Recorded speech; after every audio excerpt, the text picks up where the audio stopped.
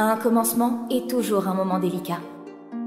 Nous sommes sur la planète Materwan, en l'an 512 de notre ère, et l'humanité vit sous le règne de Phoméus Archibald Magnam IV, sixième roi de la lignée, mon père.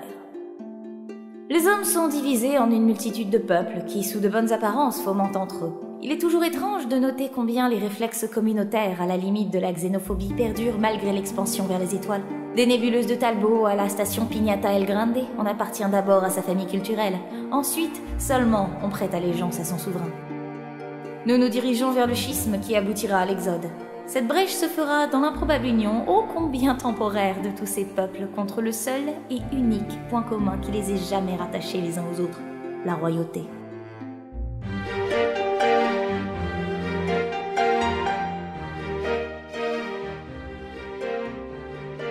Ce qui va suivre est l'histoire d'une chute, celle d'un système et celle d'un homme.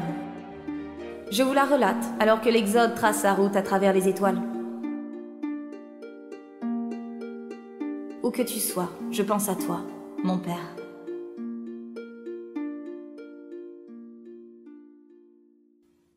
Adieu au roi, Benedicentes Regi. Red Universe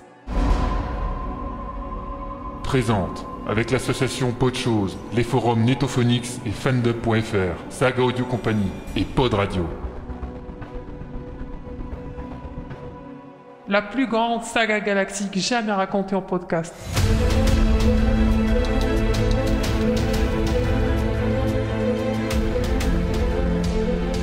Chapitre spécial 2014. Benedicente Regi.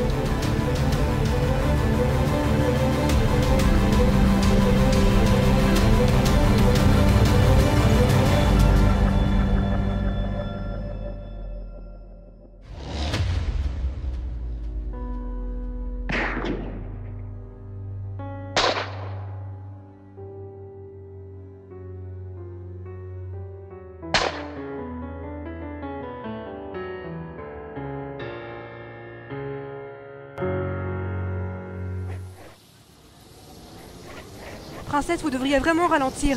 Nous risquons de nous casser le cou à cette vitesse. Pardon, encore plus vite? D'accord. Azala tourna la poignée des gaz, donnant une embardée à l'appareil dont le moteur rugit de plus belle. La mécanique hurlait les limites de sa puissance et le son se répercutait entre les piliers, amplifiant la sensation de vitesse. Les colonnes ancestrales se succédaient trop vite, frôlant le fragile petit appareil tel de mortelles menaces. La Lakedaimon s'agrippait à la rambarde debout derrière sa maîtresse, tentant de faire au mieux contrepoids dans les passages les plus délicats. Le sol était à plus de 15 mètres. Si par miracle elle survivait au choc d'un accident, la chute leur serait fatale. Quoique, 15 mètres, elle pourrait sans doute sauver la princesse au prix de sa colonne vertébrale.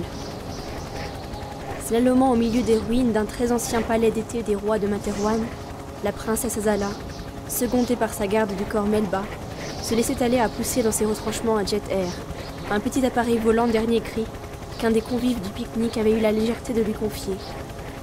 Le Benet avait sans doute eu l'espoir d'un quelconque avantage, ou plus fou encore d'intéresser la princesse à sa personne. Ses cheveux noirs voletaient follement. Elle sentait le frôlement de l'air plisser les parties charnues de son visage, mais il n'en avait qu'une. Ses yeux verts en amande restaient fixés vers l'horizon, vers l'avenir qu'elle voulait meilleur. De la fumée s'échappe du moteur, princesse. C'est certainement anormal. Dépêchez-vous de nous poser, s'il vous plaît. Un voyant rouge clignota sur le tableau de bord et la puissance de l'engin diminua. Il ne répondait déjà plus au coup d'accélérateur. L'électronique embardée prit le relais et les sécurités s'enclenchèrent, consommant le reste d'énergie pour poser l'appareil.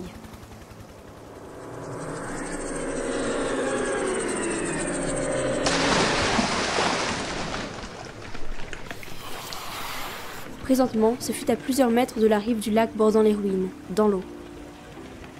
Un coussin en caoutchouc se gonfla, transformant le jet air en une grosse bouée. Docilement, Melba enleva ses chaussures et commença à battre l'eau avec ses pieds, les rapprochant de la rive. Mais Azala ne l'entendait pas de cette oreille. Tu as tellement envie que j'aille retrouver ces courtisans. Les filles ne sont que des vipères et les garçons des opportunistes manipulateurs. Tous n'ont été élevés que dans un but, prendre le titre de leur père et faire prospérer la fortune familiale. La princesse s'interrompit, se rendant bien compte que cette dernière affirmation était également valable pour elle. En fin de compte, de par sa naissance, la fille unique du roi de toute l'humanité, l'héritière du trône, était destinée à vivre au milieu de cette cour obséquieuse et égoïste. 21 années de cette torture lui avaient déjà été imposées, et d'autres suivraient encore. Le pique-nique avait semblé être une bonne idée. Les ruines de l'ancien palais d'été des rois dominaient sur un lac connu pour la pureté de son eau, et la chaîne de montagnes environnantes découpait ses sommets blancs sur le ciel azur. Le paysage était proprement magnifique. Après 3 longues heures de conversation absurde, stupide ou déplaisante, Azala avait sauté sur l'occasion offerte par ce jet air pour s'évader des intrigues de la cour qui la poursuivaient jusqu'ici. Melba laissa reposer ses jambes dans l'eau, abandonnant leur embarcation au gré des forces naturelles. La princesse et elle se connaissaient et se respectaient trop pour que la Lakedaimon lui lance une quelconque remarque. La grande femme d'origine brune faisait partie de ce corps d'élite spécial de la garde, dont les membres étaient élevés dès leur plus jeune âge à suivre et protéger la famille royale. Donc, depuis leur plus tendre enfance, Azala et elle traversaient les turpitudes de la vie et continuaient maintenant à l'âge adulte. L'une apprenait sa fonction de future reine à base de langue, d'étiquette, de culture et de politique. L'autre apprenait à tuer plus vite, à mieux contrer et à parfaitement anticiper. 2 enfants ayant grandi ensemble, partageant secrets, espoirs et déceptions. Une puissante amitié s'était logiquement développée, comme cela arrivait pratiquement toujours entre un protégé et son Lakedaimon. Sauf que la vie de l'un n'existait que pour que perdure celle de l'autre. Des cris retentirent depuis la rive, on les avait retrouvés. Toute la meute des rapaces s'inquiétait de la proie. Azala tendit la main, simulant une joie de les rejoindre, mais se gardant bien de faire le moindre effort dans ce sens. Melba, j'en ai déjà parlé avec mes maîtres et ils ont sans doute passé le message à mon père. Je ne serai pas le futur prix du meilleur intrigant. Demain, j'irai lui parler pour le convaincre de me laisser une vraie place dans la vie politique de la planète. Princesse, c'est tout à votre honneur. Mais il faudra convaincre des personnes comme ces gens-là de votre nouvelle orientation. Et le roi Magnam IV était en tête de la liste. Il lui disait d'ailleurs souvent qu'elle était trop optimiste, que tout le monde n'envisageait pas l'avenir aussi sereinement. Et la planète tournait toute seule, le monde évoluait. Désormais, la révolte grondait dans de nombreux territoires. Du peu de ce qui filtrait, certaines régions avaient été jusqu'à faire disparaître des percepteurs royaux. L'impôt spécial destiné à renflouer les caisses de l'État passait mal. Les parlementaires frondaient et expédiaient requête sur requête au palais. Certaines d'entre elles frisaient l'irrespect. La résolution de la princesse ne souffrait d'aucun doute. Elle ne pouvait rester à l'écart des décisions dans ces moments troublés. Le groupe en face commençait à chercher un moyen de les rejoindre. D'aucuns partaient en quête d'embarcation, quand d'autres contactaient leur domesticité pour faire venir quelque appareil. Non, jamais elle ne deviendrait comme cela. Tu peux me donner quelque chose de très pointu? Madame? Nous allons nager un peu. Pas besoin d'explication. Elle sortit d'une épaisseur de son pantalon une lame courte qu'elle tendit à sa maîtresse. D'un coup sec, Azala planta l'arme dans le coussin d'air, déclenchant des cris d'horreur sur la rive. Un des orthoptères était posé de l'autre côté du lac. Un petit quart d'heure de nage sur une surface calme ne ferait pas de mal, surtout que chaque brasse l'éloignerait de cette indolente jeunesse noblionne. Azala et Melba étaient déjà loin, quand le jet air produisit ses dernières bulles en sombrant dans les profondeurs du lac.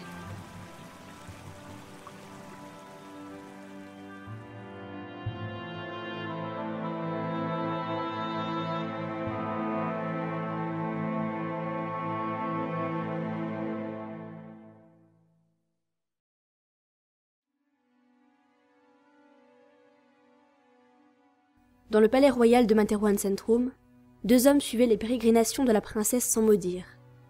Un petit écran retransmettait en direct les images filmées par le satellite. On la voyait nager une brasse consciencieuse, suivie de Melba, traversant le lac d'un bleu profond. Elle a vraiment toute sa mère.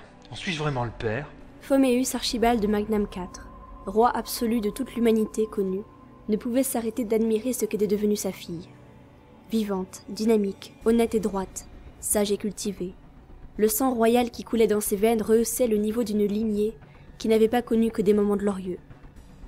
Dans un petit soupir, il lança au système la commande de fin de transmission, et le petit cadre redevint une photo d'Azala plus jeune.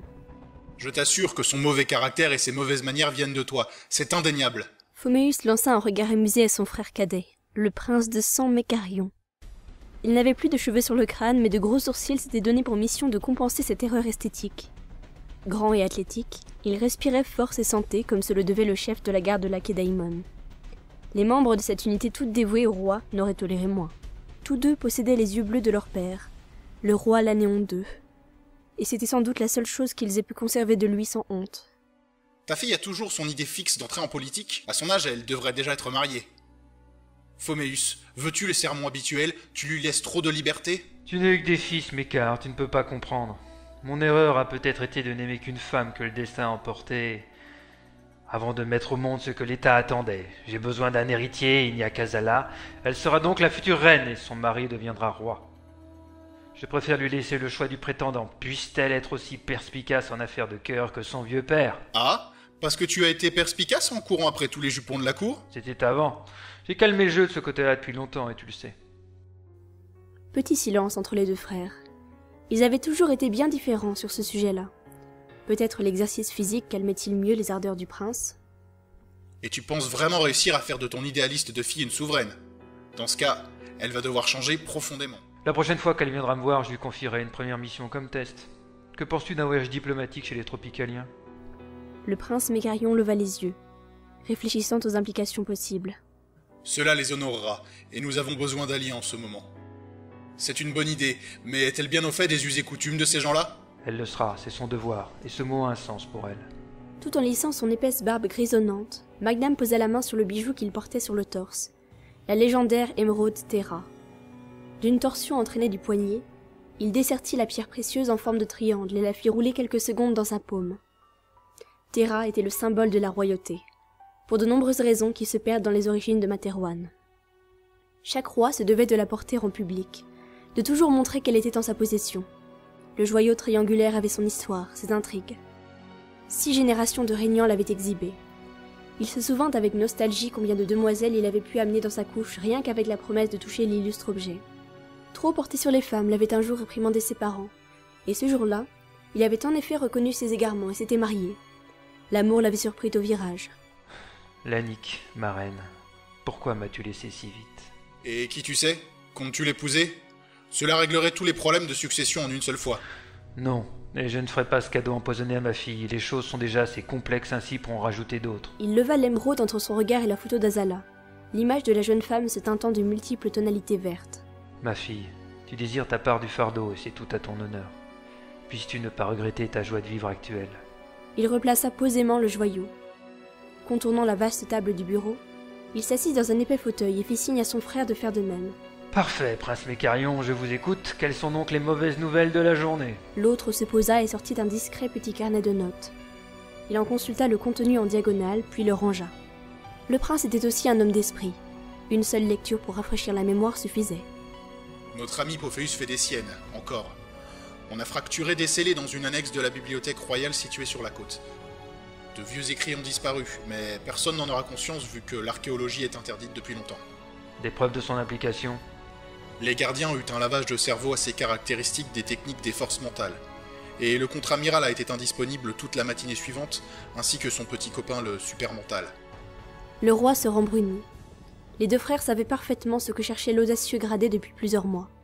Il amassait méticuleusement indice après indice, après avoir été mis sur la piste par un souvenir volé à un vieux serviteur proche de feu l'Anéon II. Sans doute le fameux mental aux pouvoirs extraordinaires qui couchait avec Pophéus était-il aussi impliqué. Qu'espérait-il donc? Ignorait-il que certains mystères ne devaient jamais être mis à jour? Que donne l'enquête pour corruption et mœurs incorrectes? Elle n'était pas censée calmer ses ardeurs? Au point mort. L'armée fait obstruction sur plusieurs volets de l'enquête. Mais ce n'est pas spécifique à Pophéus. Ils protègent tous leurs hommes en général. Peut-être lui, un peu plus encore? Angile n'est pas stupide, il a certainement des dossiers sur tout le monde. Si l'armée a besoin de lui, les généraux eux-mêmes sont certainement aussi en son pouvoir. Il en a eu tout le temps nécessaire. Disons que tu lui en as laissé le temps. Phoméus croisa ses doigts et posa son menton dessus.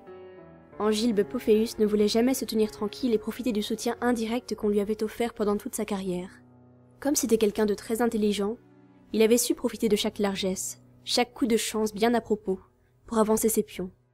Alors qu'il accédait à toutes sortes de réseaux, de moyens de pression et d'espions, qu'il étendait toujours plus sa mainmise, il n'avait pas vu à quel point sa chance n'en était pas une.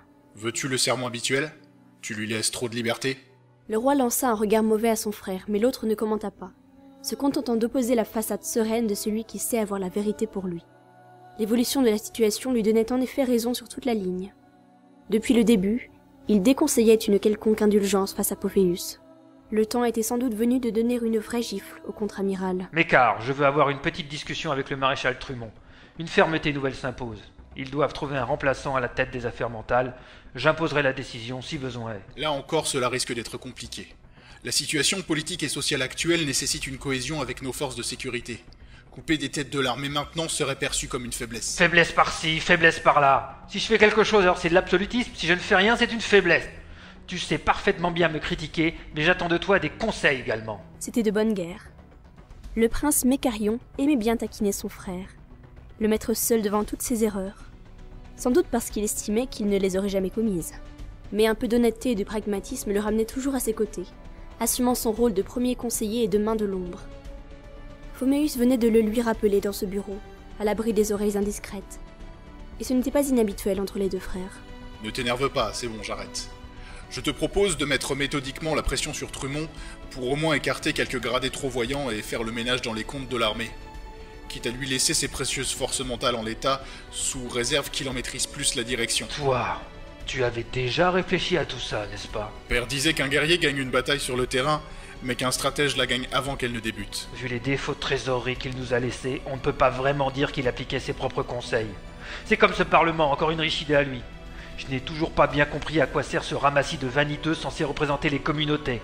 Ils semblent plus occupés à maintenir leurs privilèges qu'à faire progresser la société. Tendant le cou vers son frère, il ajouta perfidement: A-t-il été trop faible lui aussi? Mécarion sourit en coin.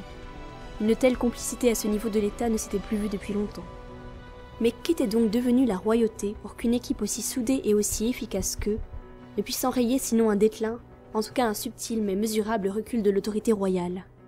Sans doute n'avait-il pas eu le choix. Certaines communautés avaient grandi en puissance et en indépendance. Les souriants, les nordistes, et même plusieurs tribus tropicaliennes. Quelque part, leur donner droit à la parole, c'était aussi les réduire au silence indirectement. Tellement réduite au silence que chaque jour je reçois des doléances et des remontrances déguisées de tous ces députés. On croirait que le Parlement n'est qu'un organe destiné à pleurer et à critiquer. Il y a d'ailleurs 1 ou 2 messages dont les auteurs vont entendre parler du terme de lèse-majesté. Ils sont inquiets, Phoméus. La révolte gronde sur plusieurs points de la planète. Parmi les foyers de révolte, les nordistes sont un des plus actifs. Certaines régions sont vidées de représentants de l'État, et leurs parlementaires boycottent les assemblées. Mais qu'est-ce qu'ils ont donc encore, ces cutéreux? Ils payaient les impôts comme tout le monde avant, et maintenant ils se rebellent. Magnam se leva brusquement, s'approchant d'une console centrale. Il activa le système, et alors que les vitres s'obscurcissaient, une représentation tridimensionnelle de toute la planète emplit l'espace de la grande salle. Affiche-moi les zones où se situent des troubles à l'ordre public de moins de 30 jours. Filtre à plus de 1000 personnes. La planète se couvrit alors de multiples zones rouges vifs. Il y en avait plusieurs centaines. Magnam ouvrit grand les yeux, mais stupéfait, il ne put prononcer un mot. Mécarion s'approcha, lui posant une main sur l'épaule. Oui, Phoméus, la situation s'est considérablement aggravée ces derniers mois.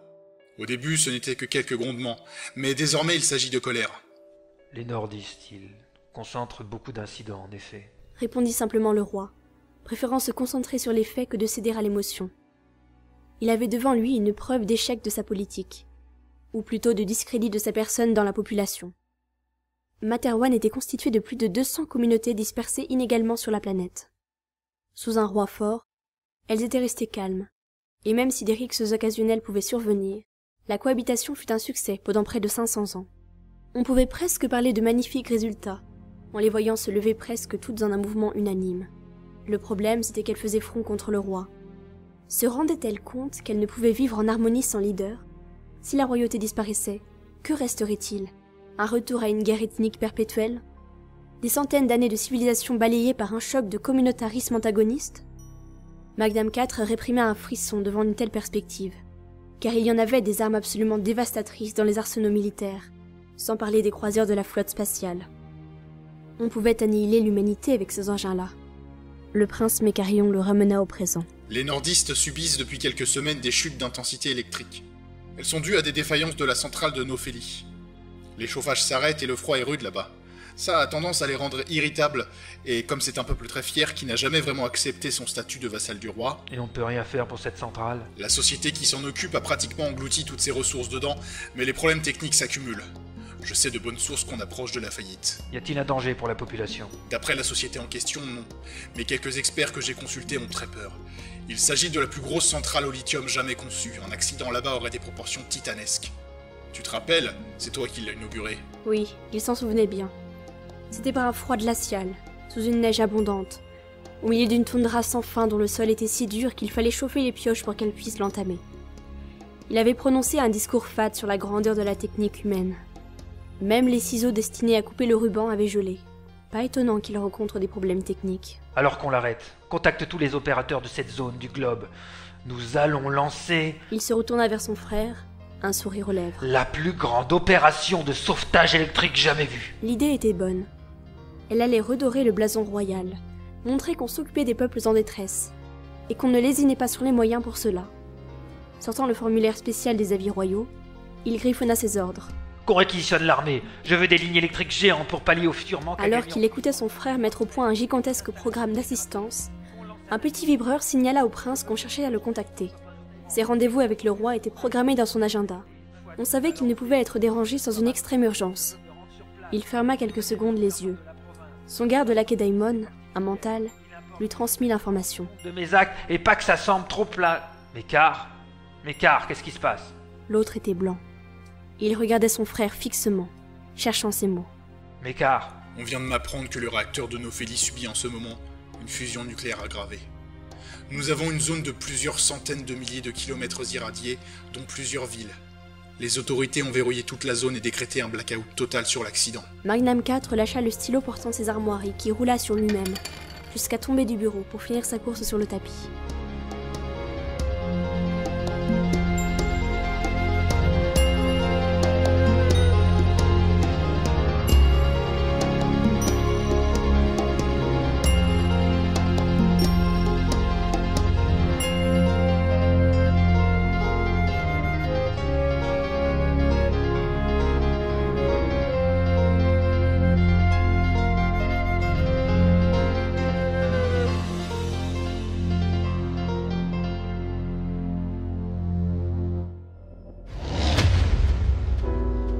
Red Universe.